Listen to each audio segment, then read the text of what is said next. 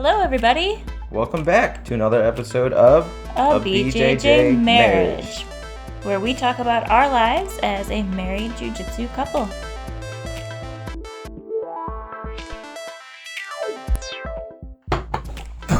Whoa.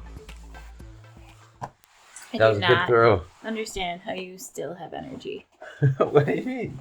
We did so much rolling yesterday. Hey, don't drink our coffee. They're concerned because you just threw me into the wall. Yeah. Hey, go lay down. But no, we did so much rolling yesterday, and we didn't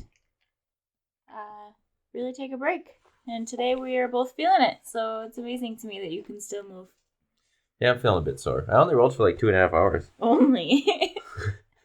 It felt like I only rolled like 3 times. I mean, it went really fast. You're like, Nick, we gotta go. I was like, I gotta roll. It went really fast.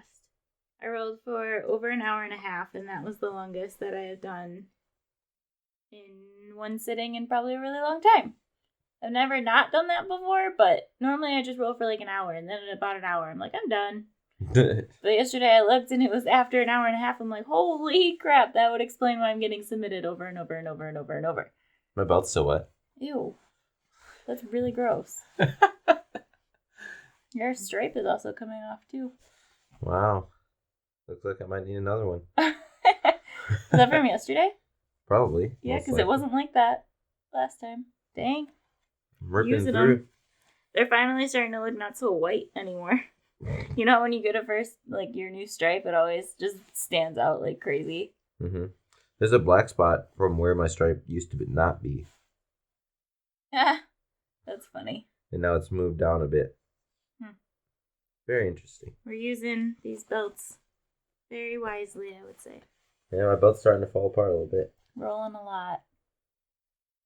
Yep. Well, welcome back to another episode of BJJ Marriage. Episode 32. Mm-hmm. It's crazy. So, we had a pretty good week. We got some good training in. We didn't unplug the fridge. That's fine. But we had our anniversary this week on Tuesday. We did, because we're married. Have officially been married for 2 years now, so that's pretty wild. 2 years is felt like yesterday we just got married. So we remember a lot of our wedding, surprisingly. More surprising for him because he was very drunk. Come on. That was the drunkest you've ever been. Don't even lie. Yeah, it doesn't mean that I forget things. We had an open bar with top shelf liquor at our wedding.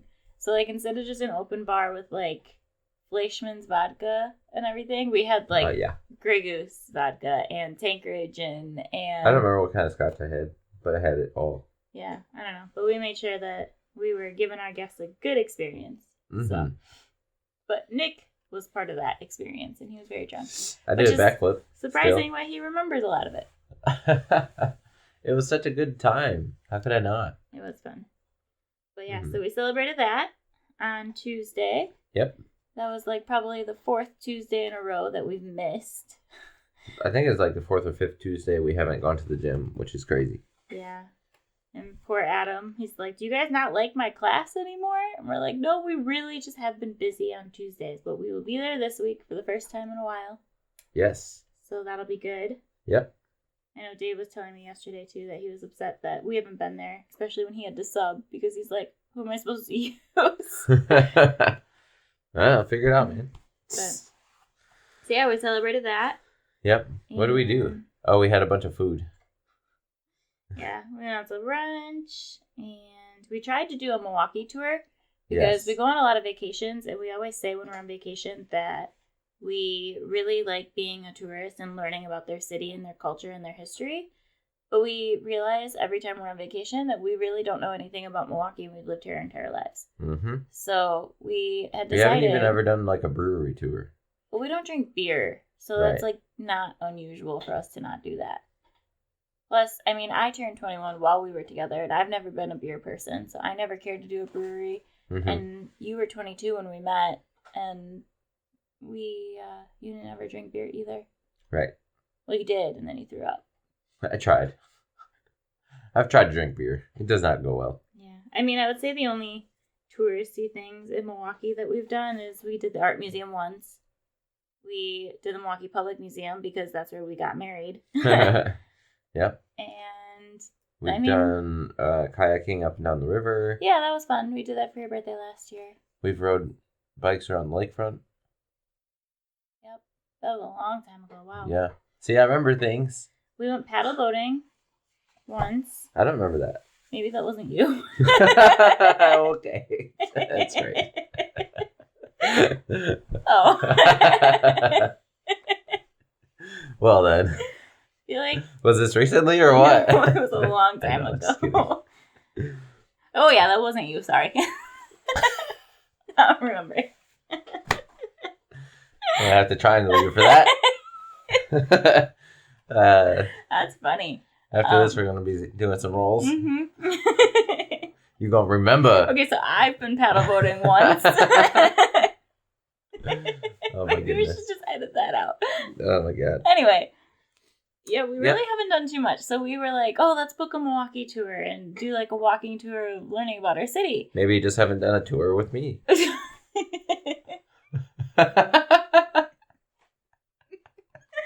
I'm never gonna live that down. Okay. Anyway, so we tried to book a tour. How dare you date somebody? Will you shut up? It's the third time you've interrupted me. Uh-huh.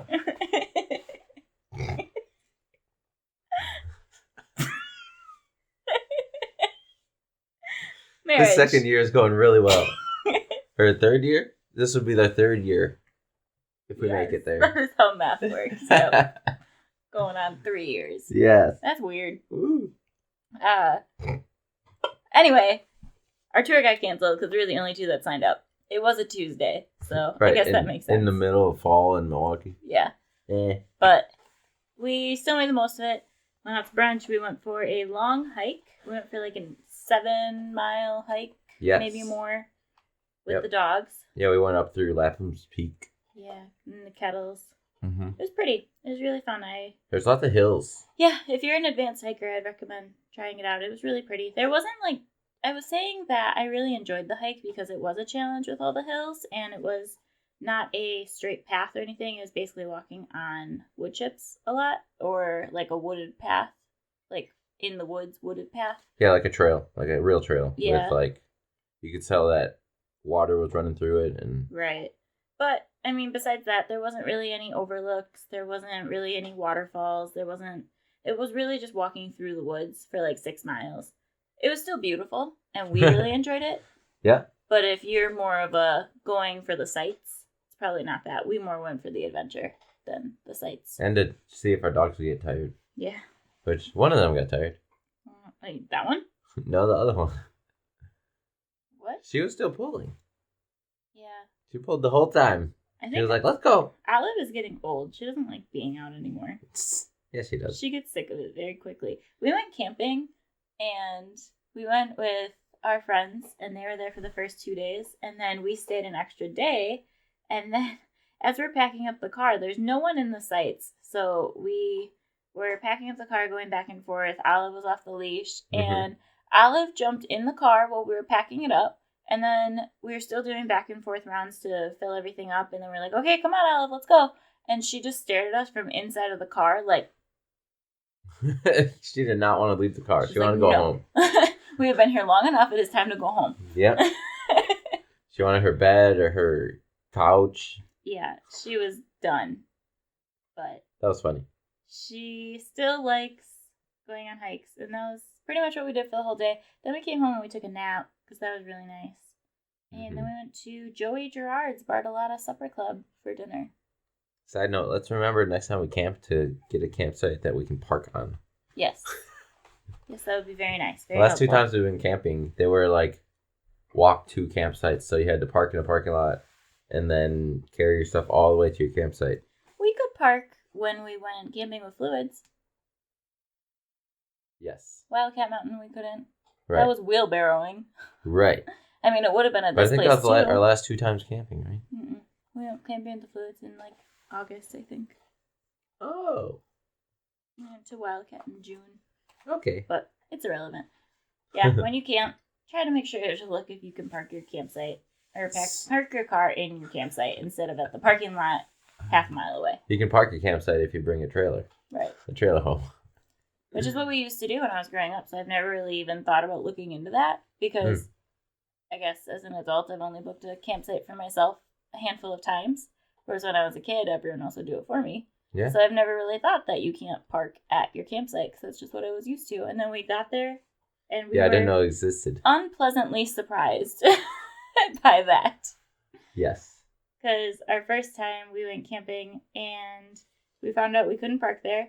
And then we even couldn't find our campsite because we realized that it was down this hill and all the way through the trees. So we were parked on the top of the hill, which is the only place you could park. Mm-hmm. And we literally had to wheelbarrow our stuff from the top of the hill, down the hill, and take it to our campsite, unload, and then come back up the hill to reload and do it multiple times. Yeah, it was really funny when I was trying to do the air mattress. It didn't work well. Yeah. And then we ripped the tent trying to get it in there. So, Anyway. Camping. I love camping, though. That was our week. We celebrated our anniversary, and then we just trained a lot. We went to the gym on Wednesday, Thursday, Friday, Saturday, and today's Sunday. Yes. Lots of good rolls in. Lots of good lessons. Yes, so. I would say so. But I would say in my private lessons a couple times this week, I was asked, what should I focus on? Or how do I develop technique that I learn now while I'm rolling? So I thought that was a great question for our podcast this week. How do you use techniques that you're taught and implement them into your rolling? I guess, because I've thought about this question a few times, because I used to say when I was first starting out for probably the first year or so, I was like, I don't want to go to seminars. I don't care to go to seminars because I'm just going to spend the money and learn all this brand new stuff and not retain any of it. Because I was saying constantly at that point, and if you're listening to this and you're a newer white belt, you can probably relate, but like every class that you go to is basically a seminar because everything is brand new to you. So you're trying to figure out what works best for you and what doesn't. And whether you're in a beginner's class or an advanced purple belt class, like it doesn't really matter. If you don't know it, it's new to you and it's advanced. And so I remember always saying, I don't want to pay for a seminar because every class I go to is a seminar. So now that I'm kind of past that journey a little bit, where everything I see is now like coming around for basically the second or third time that I've seen it, and I'm trying to retain it. And my biggest goal in that scenario is I try to pick one thing from the class and try that for the day and then see if I can use it in my rolling later on. Mm-hmm. So I always spar after class for the most part every day. And I always try the move of the day. One move of the day. That's what I was going to say. Move of the day. Yeah. I love when class ends and then you start rolling and then you do the move of the day and the person you're rolling with is like, he's going for it. Mm-hmm. And then you like pull it off and then you say, move of the day. And then they're like, dang it, I knew it was coming. Yeah. But that's really all you can do because I don't know how it is in other gyms, but when we do stuff, we learn like 10 things in an hour. Yeah, we have an hour of technique instead of like 15 minutes or 30 minutes of technique and then all rolling. Right. So my goal is I try to take one of those techniques and then bring it with me in my rolling. If I can do more, great, but my biggest goal is to just pick one. What about you? That's good. For me, like you were saying in your white belt journey, most of the classes that you're seeing now, it's maybe your second or third time seeing stuff. So it's not like every class you're just like, oh my God. Isn't that wild? Like when you just say that, how crazy that is. Like I've been doing this for 2.5 years and I'm just now starting to see things for like the second or third time. Yes. Like everyone knows the basics of everything. Like you know what an Americana is, you know what guard is, you know what mount is. Like you know all these little things, but like there's like 50 million things to do from each of those things. Exactly. So yeah, there's the basics for each position on like what the goal is. Which I see every 12 weeks. Right. But then there's little nuances that we can add or subtract that transcend positions on top of that, right? But yeah, so what you were saying is you're seeing it now and you're starting to pick up little details in every class and then you're starting to put together a complete game from that. And what I would say for my journey in jiu-jitsu, I go to class and I'll pick up a few things still. And I'll be like, okay, yeah, that was good. Or, oh, yeah, that's a good reminder of I can try that if the other stuff I normally do isn't working. Mm-hmm. And what I do to advance my game when I'm rolling is I'm conscious about what area I'm trying to work on, like right now. So maybe for a week or so, I'll say, okay, I really need to work on my sweeps. Okay. Or for this next week, I'm going to work on finishing kimuras or something like that. And so I'm intentionally rolling to get to a spot. You're rolling with a purpose. Rolling with a purpose, yes. Intentionally rolling to get to a spot and then execute the techniques that I want to practice from that spot. Right. So you don't have the privilege yet in your white belt journey to let people roll with you and then put them where you want them to be, I would say. For the most part, right? Mm-hmm. Is that right? But for me, when I'm rolling with people, I'm able to say, okay, I want to get them in top side control with this type of control so I can work against it. Mm-hmm. So I funnel them to that spot so I can work on the technique I want to work from that spot. Yeah. And that allows me to intentionally work that spot. Right. And let other people work against that spot without just saying like, hey, can we start in side control? And I think that's the biggest part about the journey of your belt too, is that we're talking in a way that we are a white belt and we are a blue belt in a 5-belt sport. But at the same time, we're not new to these areas. Like, I'm not a new white belt who's trying to learn everything. You're not a new blue belt who's just trying to create your game. Like, we're almost to that next level where we're actually starting to piece things together. And the way that we talk about jiu-jitsu now versus how we would have a year ago is just completely different. Or even 6 months ago. Or even 32 episodes ago. Right. Isn't that crazy? Yeah, it's super crazy. Because, like, even just saying out loud now, like, oh, yeah, for the first year that I was doing this, I didn't care to go to seminars. And now I'm like, seminars. Seminars are awesome. Go to them all the time. Like, let's go. Next weekend, we got a seminar. We do have a seminar next weekend. Jeff Glover coming into town. He's going to teach us some donkey guard. Maybe. I'm going to learn some fun stuff. He's an exciting grappler. Yeah. That's the style I like. Right. Very movie. Mm-hmm. I like it. But it should be super fun. But yeah, I think seminars are a great way to gain more knowledge and perspective on what you already have implemented. So honestly, some people might not agree with me on this, but I really honestly don't think that if you're a brand new white belt, like 0 or 1 stripe, you probably don't need to waste your money on seminars right away. I think you probably can wait until you have a little bit more of a knowledge gap of everything that's happening. Yeah, but at the same time, it is cool to meet people if you know a thing or two about jiu-jitsu and you start to understand who people are in the world of jiu-jitsu. It's kind of, on top of learning a technique, it's also being there with the people that you want to be there with. Yeah. And almost like meeting jiu-jitsu celebrities when you're going around to seminars and stuff. So it is cool. I personally didn't get much out of them at that point. Yeah, because you still didn't understand enough. Right. But I mean, even just the camp that we were at 2 weekends ago, the lifestyle camp for, was it Globetrotters? It was not Globetrotters. It was just a mock version of it, basically. It was Josh's new brand. Okay, got it. Yes. Well, anyway, we did that, and I was just telling a couple people throughout the week that whenever I talk about the camp and they're like, oh, how was it? Did you learn anything cool? And I'm like, yeah, I tried to take one thing from every person that I learned from home with me. And that's exactly what I just said at the beginning of this, is that I always try to pick one thing. If I can do more, that's fantastic. But if I can get that just one piece of jiu-jitsu that I think will enhance my game and make it better, that's what I try to do. And I think that's my biggest goal when I go to a seminar, at least, or a class. Yeah, and seminars are fantastically great at showing you something new, because most of the time when you have regular instructors, the first few classes you start to understand their technique and their style, and then you learn a lot about what they like to do, and a lot of times they have a recurring theme through their classes and their techniques of things they like to do and how they put it together. Right. And after a while, if you've been under the same teacher in the same class for quite a bit, you start to see repeat stuff. Mm-hmm. And yes, it still makes your game better, but you're less surprised at what they're going to do when they're showing techniques. Mm-hmm.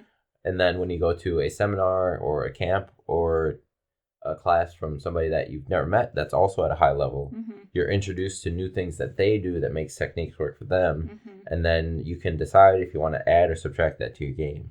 Yeah. Or even if you don't add it to your game, you're aware of it so that you can stop it from other people if you see it starting to set up that way.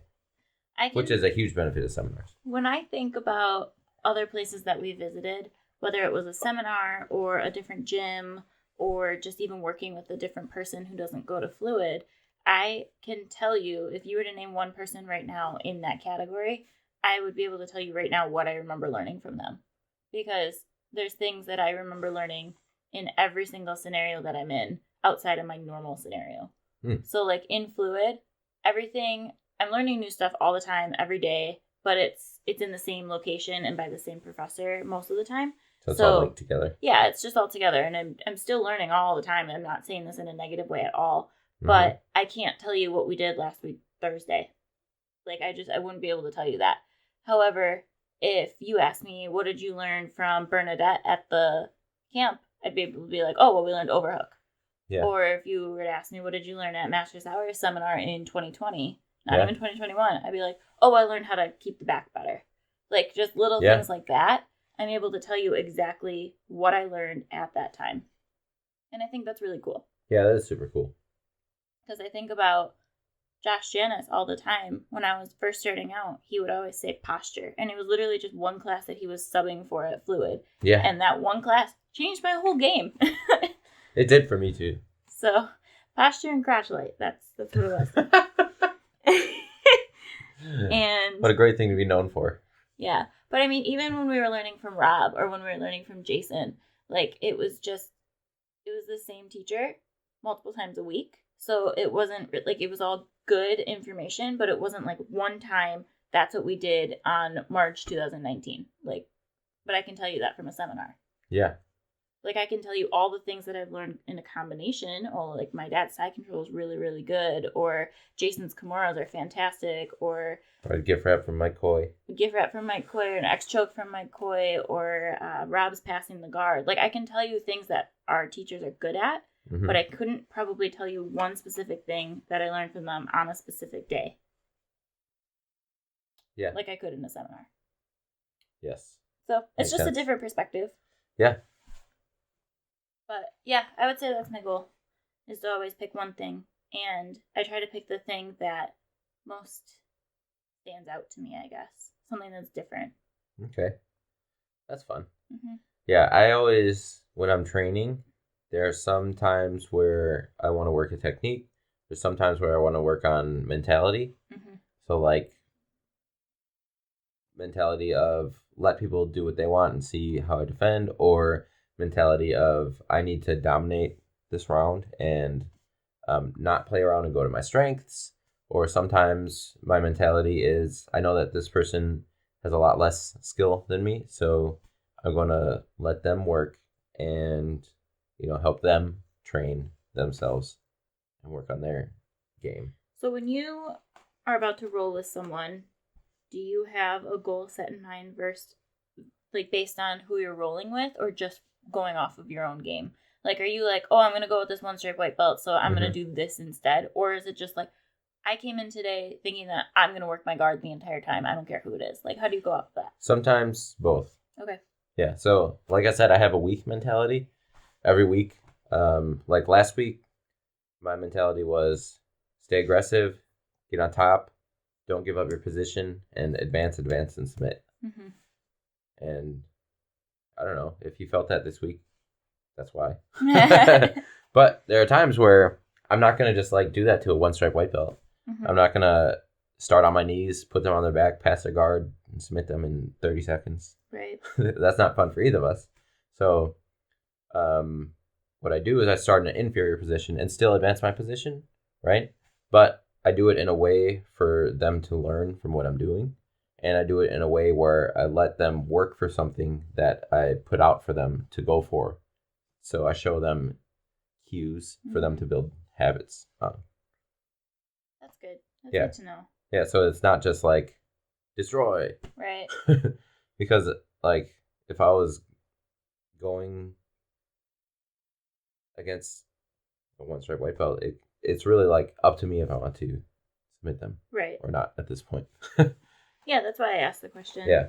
But then there are definitely other times where, like I said, if my mentality is different, like mentality of working on sweeps or something for a whole week, I will sweep them and then let them sweep me back so that I have to start back from square one in like a closed guard and then work back to whatever guard I'm working on and then work those sweeps again. Mm-hmm. Or submissions from them. Right. Yeah, that's an interesting way to think about it too. Because I definitely, my goal for every role is dependent on who I roll with. Sure. Because, like, obviously, if I'm rolling with a brand new person versus a black belt, my goals are going to be very different. Because, like, a brand new person, I'm in there like, okay, let me see if this technique that I've been working on can work on someone. But if I'm rolling with a black belt, it's more like, don't die. Yes, that's a good goal to have. So it really does adjust to who I'm rolling with. But I have been telling people that my ultimate goal, like my biggest goal right now, in where I'm at, my journey, is I want to get leg locked as much as possible. So yeah. I've been telling, get put in leg lock positions is the better way to put it. But okay. I've been telling any blue, purple, brown belt. Yeah. I have not told black belts I don't want to. You haven't told me either. But I've been telling people, I'm like, just put me in put me in leg locks as much as possible. I need to learn how to get out of them. Because I've been learning within the last probably month or so that 50% of the times or more that I'm getting submitted at this point are because of leg locks. And I'm not saying I don't get submitted other places, because I definitely do.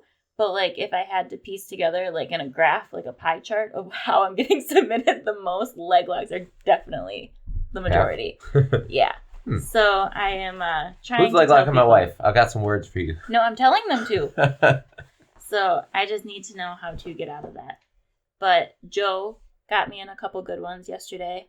And Dave got me in a couple good ones. Dave just kept getting me in them. That's when I was like, I need to be done. Because it was like after an hour and a half, and he was my last roll, and I just got submitted every like 30 seconds. I'm like, I think I'm tired. I think I need to stop. But yeah, I just tell everyone, because that's my goal right now, is I'm trying to figure out how I'm getting leg locked. Like, what am I doing wrong that I keep ending up with my feet in their hands? And I think it's because I'm trying to go inverted too much. Yeah, that definitely happens. Because when you're in regular guard, it's like your knees and thighs are in front of them. But once you turn upside down, your feet just dangle there. But I've been trying so many things and so many new things. And a lot of it revolves being on my shoulders. So you got to use more hooks. Yeah. Hooks with your heels and hooks with your toes. Yep. Like a butterfly hook is this way, but then when you're upside down, you got to do like a reverse butterfly with your heel. Or push with your heel. Makes sense. Yeah. Stay connected, use your legs, those types of things. Yeah. So I guess that's my ultimate goal right now, is to get leg locked and how to get out of it. Figuring out how to get out of it. Okay. What's your biggest goal? My biggest goal right now? Well, last week it was advance position and stay in that position. And then find a submission. Wasn't your biggest goal to have more oomph? Not aggression is the wrong word, because you want to be nice to your training partners, but I thought your ultimate goal was to go out there with more passion. Not that you don't have passion, but we discovered in his last competition that he's more relaxed in his rolling, and when he goes out into That's what I was talking about with advancing position, not giving it up. Okay. Because for quite a while, I was kind of playing other people's games and then finding holes in it. But what that means is allowing them to put me where they want me to go and then trying to capitalize on it. But in a competition sense, that's a terrible idea.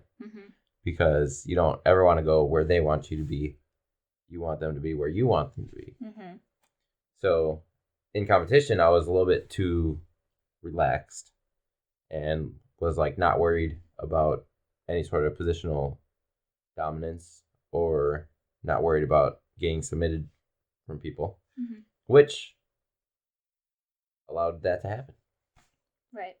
you know? So advancing your position and keeping it, that's your biggest role and goal right now. Mm-hmm. That makes sense. Yeah. And then the other thing is working on close guard and how to sweep people from starting in close guard. Because it's very easy to pass. Well, I shouldn't say it's easy to pass my guard, but obviously a closed guard is harder to pass than an open guard is. Mm-hmm. So how often do you say that your goal changes? I try to pick something every week to work on something specifically. But even like the advance your position one? Like, isn't that like the general? Yeah, that's kind of a general theme. But Okay. sometimes I focus on it more. But other times I'll focus on, like, I'm working a specific sweep. Like, I think 2 weeks ago, I was working on flower sweeps. What is that? You don't know what flower sweep is? No. Do you know what pendulum sweep is? Yeah. It's a cousin of flower sweep. Okay. Very similar. Interesting. But different. Very different. Huh. Flower sweep is definitely gi dependent also. Very cool. But yeah. Huh. So I guess that we've been talking about it enough to now understand what our topic of today is, and it's goal setting. And I guess I want you guys listening to reflect on your goals and why you train this sport. So I guess I'm going to start it off with saying that if you are training jiu-jitsu for the sake of belts, like let's say you're a white belt and you're just working towards your blue belt and that's your only goal, or you're a brown belt and you're working towards your black belt and that's your only goal, I think you're doing it wrong. I think you're doing it for the wrong reasons. Not saying that belts are not important, because it definitely showcases your learning capabilities and enhances your game because your knowledge is that much more vast, but they didn't come from the belt. Right. And I don't think your belt definitely is a part of you, and I think it's a good motivation for you, but I don't think that should be what your goal is. Yeah. Because a lot of people's goals, especially at white belt, are, I need my next stripe. Like, I cannot wait to get my next stripe. And it's like, but why? Like, if you're already training and you're here all the time and you're tough to submit and you are challenging yourself every day, then what does it matter if you have stripes on your belt or not? I just learned last week people in IBJJF don't even like wearing their stripes. Yeah. So, I've been told that stripes and belts don't matter. And as much as they are a push for you to get better, because they motivate you to want to keep getting better, and it is an adrenaline rush when you get one, I guess it's not, that shouldn't be your end all be all type thing. Yeah, absolutely. I think that belts don't matter because there's no real regulation in the entire sport to say, okay, once you've passed this threshold, you get your next belt. Mm-hmm. It's really up to the discretion of your head professor of your gym. And there's a lot of variables that go into who decides who's getting what belt, right? Yeah. So it's a good placeholder, and it's good for visually looking around and saying, okay, this person at least should know this amount of things. There's still a baseline of, that a purple belt should be experienced enough to know this, or this, right? But then it also goes the other way. Sometimes you see people with belts and you roll with them or listen to them talk or something, and you're like, did they buy this belt on Amazon? Right. Well, I think a lot of people just think that once they hit black belt, that's it. That's in. That's the end. They've reached the finish line. And Master Sauer even has told us that he has seen so many people in his lifetime reach black belt and then quit. It's called the black belt blues. But it's why? Yeah. If you work so hard to get to your black belt, why would you just give it up at that point? Because they reached what they thought was their end goal, and then their body's destroyed. But it's a gentle art. Yes. And then, yeah, it's almost like blue belt blues, but I think it's an extended version because they reached the end goal, which is black belt. Right. Because unlike us, nobody thinks they're going to be a coral belt. Mm-hmm. Or even maybe a red belt or something. But even back then, that didn't really exist 20 years ago. Yeah. But again, that would be the goal setting of a belt. If your goal is to get your black belt in 8 to 10 years, then what? then what's going to be your goal? Like, let's say you make it that far. Congratulations. Like, that's super cool. It's really hard to get your black belt in this sport, and I bet you worked your ass off to get it. But once you get it, then what? What are you going to do? Are you just going to keep making your goal like, oh, now I have to wait 3 years to get my next stripe? And I guess I'm just going to keep doing this just so I can get my next stripe? Like, that just, it doesn't seem realistic to me. And I feel like you should have a reason or a purpose for why you continue doing this sport. Not necessarily that, because that's just another goal. But you want to start to learn to enjoy the journey and start to learn to enjoy the process of learning and playing human chess with other people and relationship building. And there should be a whole bunch of other, I want to say like values and beliefs of jiu-jitsu, but that's not really the right term. Yeah. But a whole bunch of additional things that happen in jiu-jitsu that make us want to come back. And that's ultimately what everybody enjoys about jiu-jitsu, not just advancing. Yeah. Obviously, yes, advancing is great, but that's not the only reason that we should train. Yeah. Because if that was the only reason that we lived life was for our next milestone, living life would be pointless.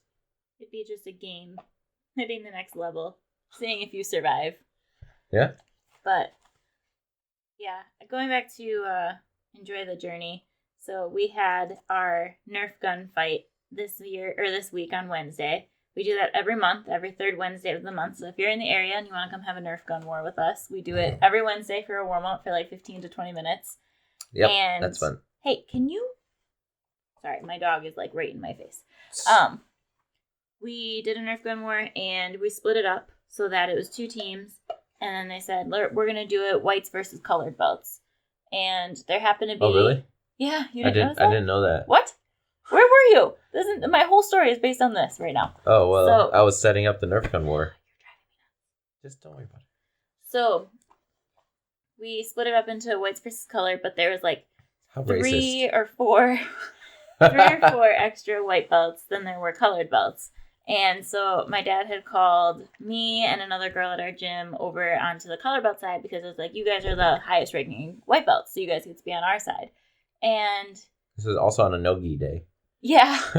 And then someone goes, Brittany is barely a white belt. And I was like, I am a white belt, though. And he's like, you don't count as a white belt. And he was like, you are so close and you are not considered. And I was wearing my ranked rash guard that day. And I was like, you see this white sleeve? I am still a white belt. Do not tell me I am blue because there's a lot more pressure to that. Yes. Yeah, that's another thing that comes with ranking up is all the placed expectations on you. Mm-hmm. Which can be stressful. Yeah. So basically my point of that story was I'm trying to enjoy my white belt journey for as long as possible because one, it's the easiest. Some may argue that it's the hardest because you're learning everything, you're getting beat up. But it all depends on how you look at it. It's easiest expectation-wise, hardest to get through physically. Yeah. I should say. Well, it's like when you mess up, people are just like, oh, you're a white belt. It's fine. You're supposed to mess up. Yep. But once I have a blue belt around my waist and I mess up, they're going to be like, why didn't you learn that in white belt? And I'm not looking forward to that. So I'm enjoying the journey. I'm enjoying being allowed to be dumb in the sport right now. Yeah. Some people are like, you're almost a blue belt. I'm like, I don't care. I am a white belt right now and I'm just fine. Yeah. Yep. I think what we were just saying, physically, white belt is the hardest. Mm-hmm. Besides injury. Mm-hmm. But I think mentally, and we don't have anybody here to speak on behalf of the other belts, but mentally I'd say purple and brown are probably the hardest to get through. Yeah. Well, I've heard, people talk so much about the blue belt blues because they say, as I said earlier, you've seen everything now. And so everything is just coming around once or twice. So you don't, even though like we feel like we're learning new stuff, some people might just have that end goal where like, well, I saw it, so why do I need to learn it again type thing. And I think that's where the blue belt blues comes in, is they feel like they already know it, so they don't need to keep practicing. Damn know-it-alls. And where was I getting with that? You messed me up. Of course. So people say that happens with the blue belt blues, but I think it would happen more in, like you said, the purple and brown, because that's really when you do know most of everything, and now you're just basically tuning up everything. You're just trying to make it more fluid and what I think happens is you know everything, and then when stuff you know doesn't work anymore, and when people start figuring out your game, it's empty already. Doesn't matter. People start figuring out your game, and the things that you know don't work, but also the things that are working against you, you know why they're working and why you're letting it happen. Mm-hmm. And it's like finding that switch of, or getting through like that defeat and still training through. You know, it's like knowing most of the answers, but still not being able to make it work for some reason. Right. Is mentally tough. Mm-hmm. And I'm speaking from assumptions. Experience. Yeah. I mean, that just goes back to our whole topic, though, is just the goals. Like, what is your goal? And like I said, if you're just trying to make it to purple, or just trying to make it to brown or black or coral or whatever your goal is on belt, hey! I'm just trying to make it to 4-stripe blue belt, and I think I'm done now. So, okay. So bye. I'm not a 3-stripe blue belt anymore, so it's all good. So really take a moment and reflect. Like, what is your goal? Why are you doing this? Why are you in the spot that you're at right now? And it doesn't even have to be just about training. It can be in your life too. And we were just, do you remember what it was? I can't remember what we were listening to, and it said, find your why. Do you remember that? Like, find your why in life, and once you figure out why, everything will make more sense. Joe or John, that guy that talked. I cannot remember for the life of me. It was at the lifestyle camp. It was the talk of that guy talking about burning the fire, adding to the fire. No, this was a digital video that I watched. So I must have watched it at work. But it was just like last week that I watched it, and this guy was saying, never mind. You need to find your why. And I can't remember what it was. So sorry, guys. I can't refer to the link at all. But he literally, it just stuck with me. And it said, you need to find your why of why you're doing the things in your life that you are. And once you figure out why you're doing it, everything will just make so much more sense. And maybe it'll be an eye-opener of like, why am I doing it that way? I should really change that. Or it'll be reassurance to you, like, I am doing this because of XYZ. Or you need to create your why, or strengthen your why. Yep. Because sometimes you realize you're doing things for example, a lot of people do things just for money. Mm-hmm. And that's their why, but that's not a strong enough why. Right. Because eventually you'll be like, it's not worth it. I'm kind of comfortable where I am, actually. So I'm not going to put myself through all this bull crap. Yep. But if you really take time, or if you have someone like me help you out, we can dive deep and figure out why it is you think that is your why. Yep. And I was just watching this season's Hell's Kitchen season, and there's a girl who, she won a really cool reward where she was able to like go visit a bunch of different places in Vegas, and she got to have these extravagant dinners and all this fun stuff. But then her next reward that she got the next week was her family got to visit her. And she was telling them while she was crying, she was just like, I mean, all of that was cool and everything, but this is way more important to me, being able to see you guys and being with you. And it really taught me that money can't buy happiness. And so I think that was her why moment. Like, the reason she was on Hell's Kitchen was not because of money. It was because she wants to be able to create a lifestyle for herself that would support her family and make her happy being around them. Mm-hmm. And she even said, she was like, I would so much rather just be on the farm in Texas with you guys than in an extravagant hotel in Vegas. And so I thought that was a really cool moment. But I guess if we had to delve deep into our why of jiu-jitsu, I've definitely talked about this in the past, but my why of why I started was because I wanted to learn self-defense. I wanted to be able to feel confident walking down the street. And a lot of people, I think, unexpected is not the right word, because I think most females want to know self-defense. But I think most people just kind of expected me to say I started jiu-jitsu because it's my dad's school and my husband does it. But that's honestly not really the reason at all. That was my reason. That's a bonus. Yeah. But yeah, my why was I wanted to feel confident walking down the street. And here we are. You feel confident now? I do. I feel a lot better. I still don't think it would go well, but it would go a lot better than it would 2.5 years ago. Yeah, absolutely. So, what's your why? Because I have a lot more. I could go into this topic forever about whys, because it just keeps growing and growing every week of why I'm doing this. Right. Even when I want to quit. You want to quit? Only when I'm injured. Yes, that makes sense. My why is I found something that can almost be an endless source of physical and mental growth, I believe. Because the techniques that you learn make your body physically change from doing them over and over. Yep. Like flexibility in all of your joints. So you physically grow and you can get stronger, you lose weight, you live a healthier lifestyle. Yep. So that is a great byproduct of jiu-jitsu. The other great byproduct of jiu-jitsu is the endless growth of knowledge and relationship building that can come from it. So like your dad says all the time, he's been doing it, 19 years now? It's going on 20. He's over 19 years right now. Right. So he's been doing it for 19 years, and he'll still learn something new periodically. So that's freaking awesome. You can do jiu-jitsu and Master Sauer even, he's been doing it 40, 50 years? Something like that. Something like that. And he's still seeing stuff being done and being like, oh, can you show that to the whole class so that we can all learn a little bit from this? Yep. And that is super cool because I feel like other areas in life, it's much harder to, you could study one subject for the rest of your life, but it's not going to help you physically. It's going to help you mentally. And, well, most of it.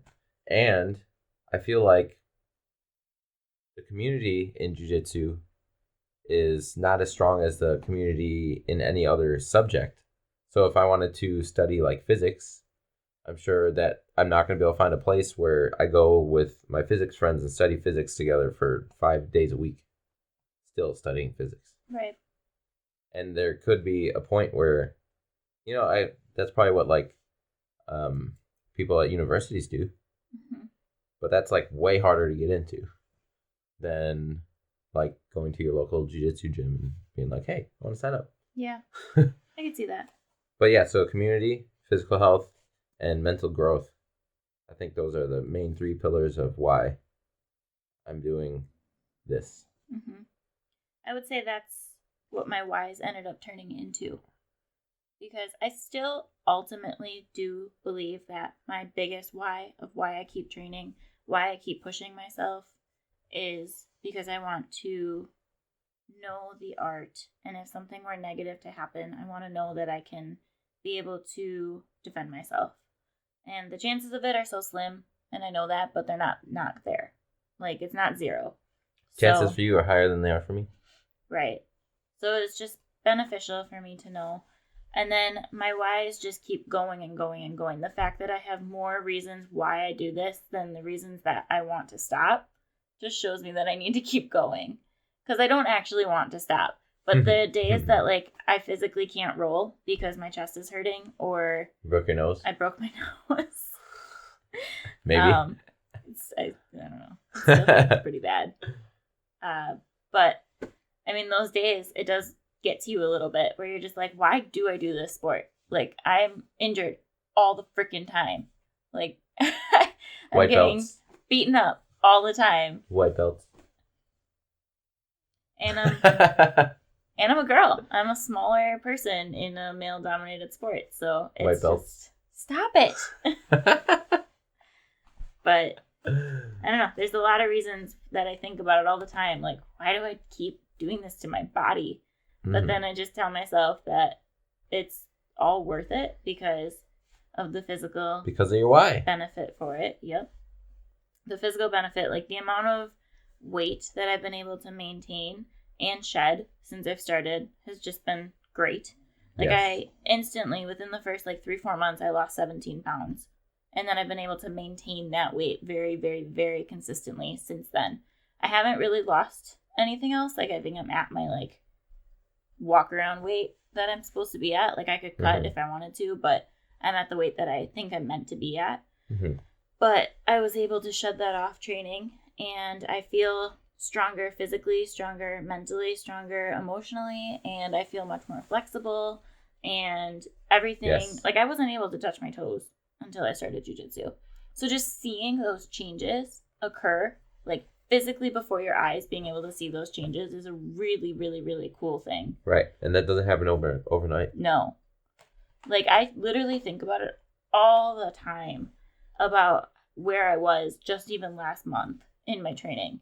And, like, thinking about, like, oh, I felt like I was doing so good. And now I think about that, and I'm like, I could kill me from a month ago. Like, I really could.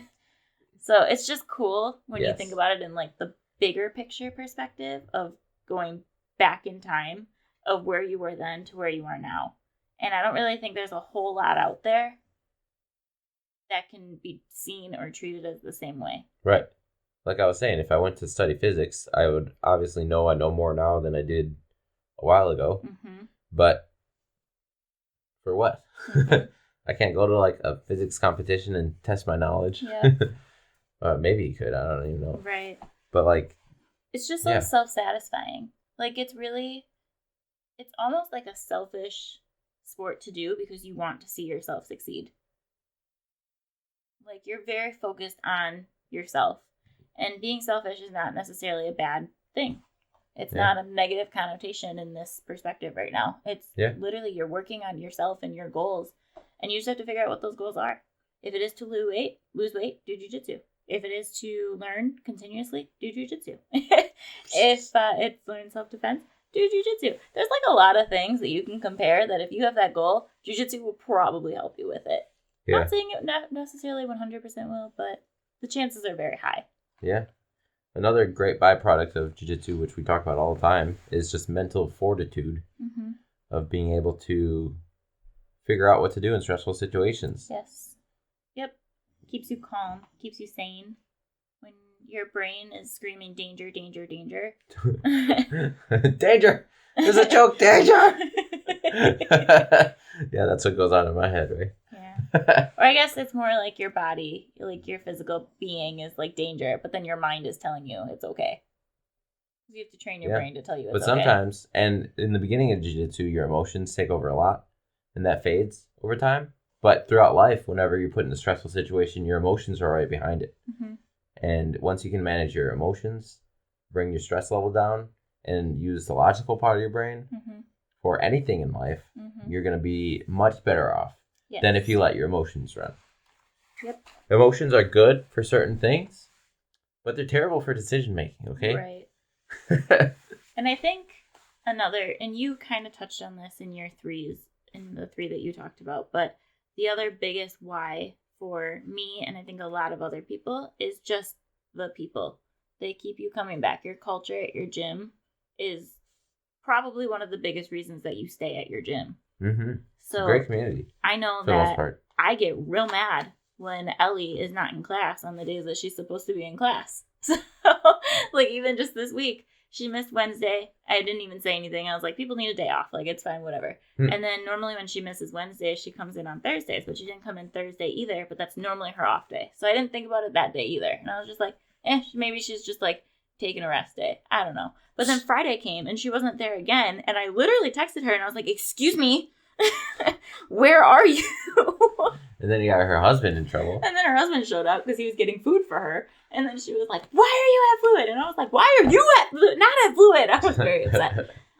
But that's just like a good indication of the culture that we have, is that I love going to be with my friends and hang out with my friends. Like, it's so much more satisfying to just like sit on the mats and hang out with your friends than it is to sit on your couch and watch Netflix. It's super fun to try and choke your friends too. Yeah.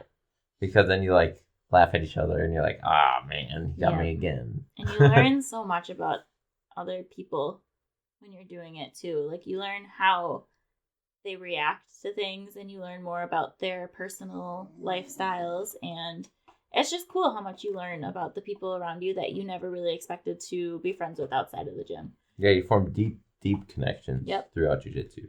Like, we talked about that with Mike Coy on episode like 3 or something, that he was like, he was the one that was like, you know, I don't think you and Ted would be friends outside of here. I'm like, I don't think we would be. Because Ted is what, 40s?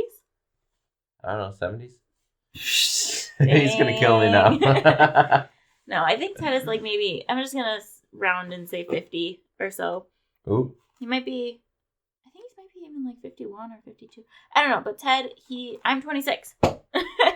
And Ted is not my age. And he also trains in the mornings and I train at night. So like we don't really see each other very much. But when we do see each other, it's just nothing but love. Like we literally just hang out and we love rolling together.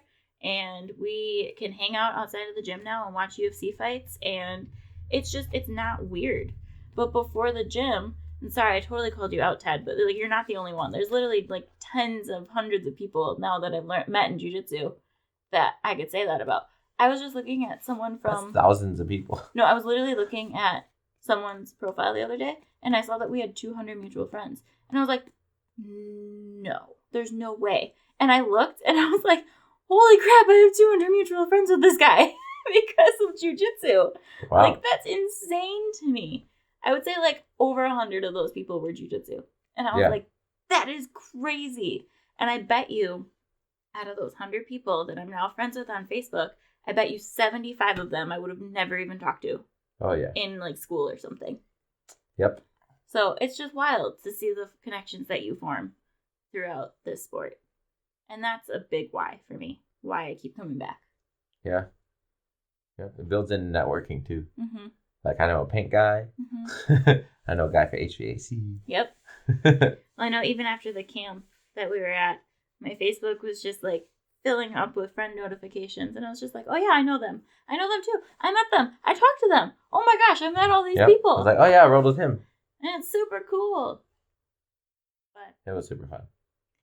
Yeah. I think you just have to find your why is the best way that I like to put it. Because I really wish I remembered how I saw that video. Where I saw that video. It was just like 2 weeks ago, too. Because then my dad just did a Matt Side chat talking about, like, your goals and why you do it. And I even wanted to comment and be like, find your why. Because I just saw that. So I don't remember where I watched this, but I will find it. I will try to figure it out. Okay, good luck. Thanks. Yeah, that's a big topic that happens in my life coaching practice. Is when I'm talking with people and they want to set a goal for whatever reason. Mm-hmm. And then I ask them, why is it you want to set that goal? Right. And then they're like, oh. I don't know. I thought it would just be good for me. Well, yeah, why? Well, that's how I feel about, like, the housing market right now. I feel like there's just so many people out there that are like, I need to sell and buy a new house. And it's like, but why? Right. And then they go, well, I need to be in a nice area. I'm like, but why? Well, because the schools are really good. But why? Like, is that really the only driving factor for the schools are good when you don't even have kids? Like, it doesn't make sense to me. Yep. Like, I feel like people who are making these big life decisions need to really take a step back and figure out why they're doing the things that they are rather than just having it for materialistic purposes. Right. Most people want to do things to look better to other people. Right. And that is not why you should be in jiu-jitsu. Right. I mean, I'm guilty of it. When we were originally looking for a house, like, I didn't want a fixer-upper. I wanted something modern and pretty looking. And we wanted a 3-bedroom. And whenever people asked me why, I'd be like, well, I want an office and I want a guest room. And that was my reason. But now that we've been here, we were just talking about it this week, how we could totally downsize and we'd be totally fine because we have no reason for the office or the guest room anymore. We would be perfectly fine in a studio apartment with our dogs, like if we needed to. Mm-hmm. So I think next time that we are looking to sell and buy a new house or build a new house or whatever our future lies, I want to build a shed in my best friend's yard. Okay. We're just going to ask ourselves why a little bit more than I think we did when we were originally looking 5 years ago. You think Corey would let me live in his shed? Probably. He probably would. Yeah. Actually, what would happen is I'll probably share a room with Jackie, and then you and Corey can, like, share your own bed. What? And that's just how it would work. Jackie and Corey are our best friends, by the way. I'm going to go sleep with my wife tonight, bro, so I'll be back.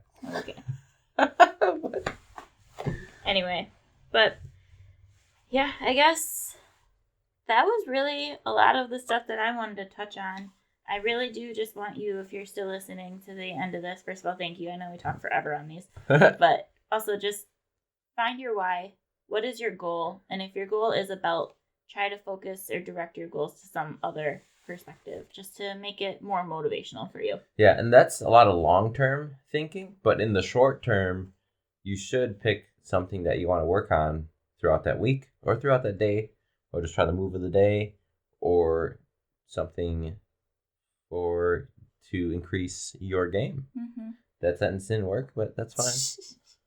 And I'm still learning how to do this myself too. Like, there are definitely things, like I have very long-term goals for him and I right now, not jiu-jitsu related, just in life, but I have a very long-term goal, but I don't really have any short-term goals leading up to it. It's just I see the end, but I don't really have a path to get there.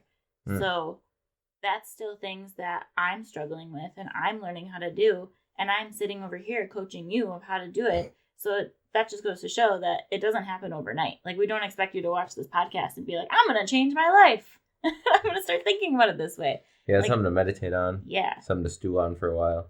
Like, this perspective of wanting to make those short-term goals to reach my end long-term goal is definitely a year's worth of work in my brain.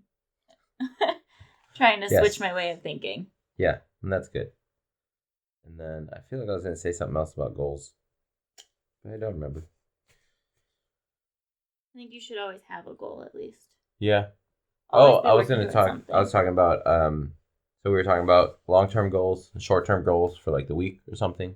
Another good place to start if you're trying to figure out, well, what do I want to work on this week? I asked the kids last Friday in Friday class. I said, okay, during your rolls today, figure out where you're getting stuck. And then they rolled a few rounds, and then I circled everybody up. And I was like, okay, where are we getting stuck today, guys? And then they all said neon belly. So I was like, okay, we're doing neon belly escapes. So if you think about your rolls like that, if you don't know what to work on right now, think about that when you're going through your rolls. Sometimes you can take notes or whatever, or talk to your instructors and stuff, and be like, hey, I'm really getting stuffed on my sweep from spider guard. You know, is it something I'm doing wrong here? And that directs you, even if you're not like executing properly, it directs you on what you can do. Maybe you look up some YouTube videos on techniques for spider guard. Yeah. But it's a good place to start for you to say, this is where I can improve. Right. Now let's improve that. Right. And if you're also struggling to pick your short-term and long-term goals, just go back to how we talked about it in the beginning of this episode when we said that maybe your short-term goal is something that you want to work on with specific people. Like maybe that no-stripe brand new kid white belt, you want to work on this technique. Mm-hmm. But maybe with that 4-stripe brown belt, you want to work on defending a Kimura. Like, pick certain people that you want to work with on certain things. And that can be your short-term because that's right then and there. As soon as you slap on, that goal is going live. Yeah. But then your long-term goal can be how Nick described it. Like, okay, this week I'm really going to work on locking up Kimuras. Or this week I'm going to work on my guard retention, or things like that. And then an even longer term goal can be, where do you see yourself in 6 months? What do you want to be good at? What do you want people to know you for? Yeah. Things like that. So, and then you just do those little things to work your way up to it. Yeah. That's a good strategy right there. Mm-hmm. And then you can do that for your life too. If you need help with that, reach out to your boy. So, everyone's going to want to call you after that. Yeah. Just doing that. Just talk to your boy. Yeah. I got your back. Anyway, thanks for listening, guys. Yeah. Make a goal. Yep. Find your why and roll with intention. Yes. And if you need any guidance, reach out to us. Help you. Yes. All right. Well, thanks, guys. Thanks, guys.